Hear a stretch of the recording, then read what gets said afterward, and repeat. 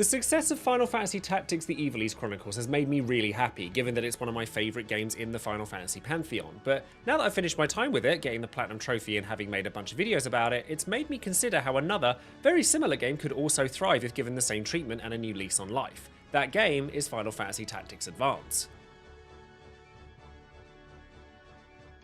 FFTA has often been described as the more kid-friendly version of Final Fantasy Tactics and been dismissed by a lot of Final Fantasy fans, but I'm here to tell you why this game deserves a second chance and why those of you who've never played it may have missed out on one of the most intriguing stories and systems that Final Fantasy's ever had. So if you want to know why Tactics Advance is actually more relevant now in its storytelling than it's ever been, well, you better stick around. Final Fantasy Tactics Advance was released on the GBA back in 2003 and was met with extremely positive reviews, getting basically the same critical response as the original Final Fantasy Tactics did. In fact, if you look at Metacritic, there's actually only 1 point that separates them, and yet it's still dismissed by many, even now. Carrying a more distinct colour palette, a more whimsical musical score, and a cast of characters that are predominantly children, most likely to cater to the audience that the Game Boy Advance had at the time, FFTA still carried the spirit of Ivalice, but at first glance at least, appeared to take itself significantly less seriously. The races of Ivalice that we'd not seen before, but would see again later in Final Fantasy XII, such as Moogles, as well as the first appearance of new ones like the Bangar and fan favourite Viera, which had their first appearance in Final Fantasy Tactics Advance, gave a more fantastical approach to Ivalice than we'd seen in Final Fantasy Tactics' political intrigue. So, fun fact for you, I played Final Fantasy Tactics Advance before I played Final Fantasy Tactics. This is actually the original copy I had all those years ago. That came much later, and while FF Tactics is still one of my favourite stories in all of Final Fantasy, it's actually this game's story that still resonates with me on a deeper level to this day, and you'd never see it coming. So, big warning, if you don't want spoilers for FFTA, as well as a couple of other games that I promise will make some sense, like Expedition 33, I'd turn away now. Final Fantasy Tactics Advance begins in a small, snow-covered town called St. Ivalice, ironic, I know, where 4 children, Marsh, Ritz, Newt, and Donnet, struggle with personal hardships.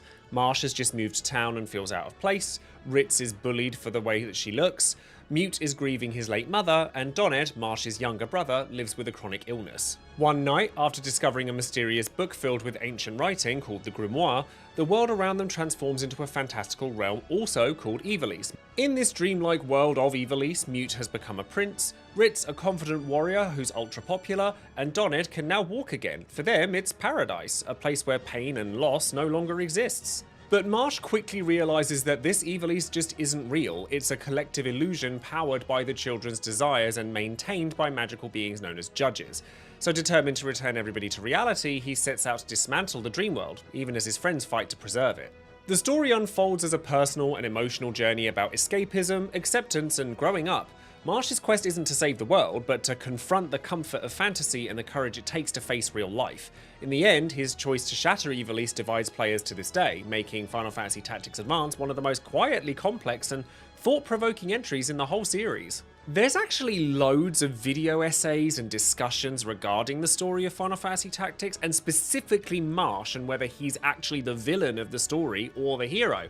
And I think that that speaks volumes for the way in which a lot of people live nowadays, particularly in the era of social media. People are often found burying their heads in the sand when it comes to real life in a lot of ways, and actively seek escapism in fantasy worlds such as video games or TV, or the lives of others through influencers, or vlogging, and the brain rot of sitting and scrolling through TikTok and the like for hours on end, and when confronted about it, actively fight to protect the ability to do that, and see anyone wanting to pull them out of that fever dream as stopping them from exercising the ability to do what they want, which actually makes the story of Tactics Advance awfully poignant for this day and age. Another game that explores these themes very well is Clair Obscur Expedition 33, and again, I'll warn you guys about me speaking on the game's story freely here, as it also challenges the idea of being forced to accept reality or live in fantasy willfully in order to avoid the pain of their specific reality. Without diving too heavily into spoiler territory, I'll address players who have finished that game here. If you did finish it, what choice did you make at the end of that game? And if you happen to have played Final Fantasy Tactics Advance as well, does your choice in Expedition 33 align with how you view Marsh in Final Fantasy Tactics Advance? In this situation, the fact that all of the characters in FFTA are children, I definitely think adds to the gravity of the storytelling rather than detracts from it. It's actually an extremely mature story masked by a colourful, whimsical visage. Is it fair to pull Doned, a boy who can't walk and is your lead character's little brother, out of a world in which he can because it's not real? Is it fair to fight against your best friend's mother, who he's grieving, just to prove that it's all an illusion, whether it's a happy one or not? If we're gonna get really dark here, I'll talk about Judge Master Sid here too, which is Mute's father in real life, and he's shown very much as an alcoholic nobody after the loss of his wife. So if you were to see someone like that in real life, drowning their sorrows in illusions, whether they be fantastical or at the bottom of a bottle, would you help them even if they didn't want it?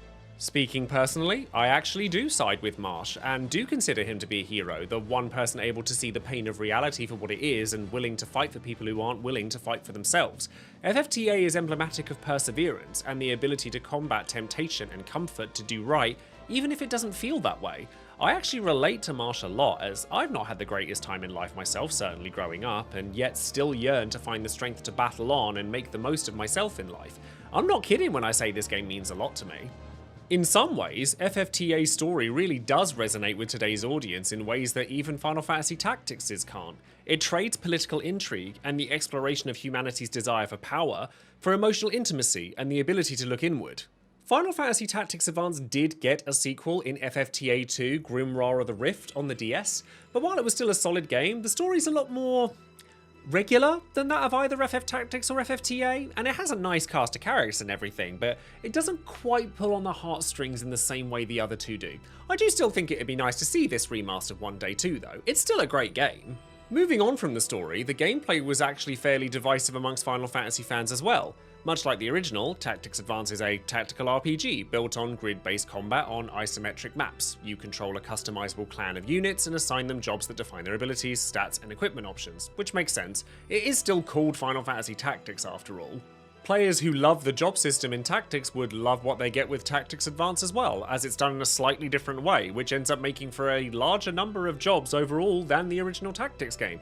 Each of the 5 races have some jobs that only they can take, and the job pools vary wildly between them, so there's an extra layer to the job system in Tactics Advance that players writing it off as a simplistic version of Tactics perhaps aren't really looking at. What separates Advance from the original Tactics, however, is one of its systems in particular, the law and judge mechanics. Every battle has rules set by the judges. For example, you can't use magic, or you can't use a sword, and breaking those rules can lead to penalties, or even imprisonment, leaving units needing to be rescued from prison and bailed out with money. While controversial, the system encourages adaptability and adds unique constraints to each encounter, and in today's market, adopting a puzzle-like element to a game like Final Fantasy Tactics could prove really effective, as you can't really outgrind that mechanic and do have to at least stay mentally vigilant to be able to solve it. This could even be enhanced for a remaster to include new laws, a difficulty setting that could allow the player with less strict laws or even stricter ones depending on the player, leading to rewarding creative play. It's actually a system that's really ahead of its time and done right could make the game almost feel roguelike. Of course, if we were to get a remaster of Final Fantasy Tactics Advance, it would need an arguably larger overhaul than the PS1 Tactics game, as Square Enix would be working with Game Boy Advance visuals and taking them to modern consoles. Not only would this mean sprite work and portrait art, etc. like we had with the Ivalice Chronicles, but also a complete adjustment to how the camera works so that players could see more of the map. It's not just about taking it into modern visuals from the GBA, but bigger screens in general. Having those sprites blown out on a 60-inch TV or even the screen of a Switch or a Steam Deck would look odd. Like the Ivalice Chronicles, quality of life improvements would also go a long way. Faster battles, clearer UI, mission tracks, the job tree, the ability to catch up on the events of the game up until that point. There's a ton that could be done with Final Fantasy Tactics Advance beyond just making it look pretty that could really elevate it to be as beloved as the original game was. And I think Square Enix could really want to take that opportunity to keep the ball rolling after the success of the Ivalice Chronicles. I'd love to see how a modern take on the way the map expands at the player's will turns out, as again, it was a really interesting take ahead of its time in customizing not just the characters, but the dream world of Ivalice itself. I can only speak for myself, of course, but I know I'd love to see Final Fantasy Tactics Advance return, and I think now's the best time to do it after the success of Final Fantasy Tactics The Ivalice Chronicles, and given how poignant the story for Tactics Advance is now compared to when it was when it first came out. Even Matsuno himself has said that if the Ivalice Chronicles performs well, he'd consider another title in the Tactics series, so why not this one? But what do you think? Have you played Final Fantasy Tactics Advance before, and would you want to see it come back? Let us know in the comments what your favourite thing about it is. And with that, I shall love you and leave you. Thank you ever so much for listening to me gush about one of my favourite GBA games, especially how much I've been talking about the Evil East Chronicles. We do have Dragon Quest 1 and 2 HD 2D coming up very soon, so if you want to hear a ton about that when it comes out, consider liking the video and subscribing to the channel, because you know how much I love the HD 2D games. And if you want to hear me talk about Nintendo and Pokemon games, you can find me over on TikTok too. I'm also in the process of overhauling my Patreon at the moment and have been getting some newcomers there, so thank you all very much for that and thank you for your patience. I'm happy to show you what I've been working on for you guys who support the channel directly and help me keep making videos like this, so here you go. I'm making title cards that are different to how they were previously, and I'd like to think vastly improved for each tier, that are completely designed from scratch by me, featuring your favourite character from whatever you like, personalised just for you. And there's plenty of other benefits coming as well, like participation in tier lists, etc., as well as an idea I'm cooking up for a video game book club that we can share, so stay tuned for all of that. So thank you very much again, and I hope you all have a wonderful day. Take care.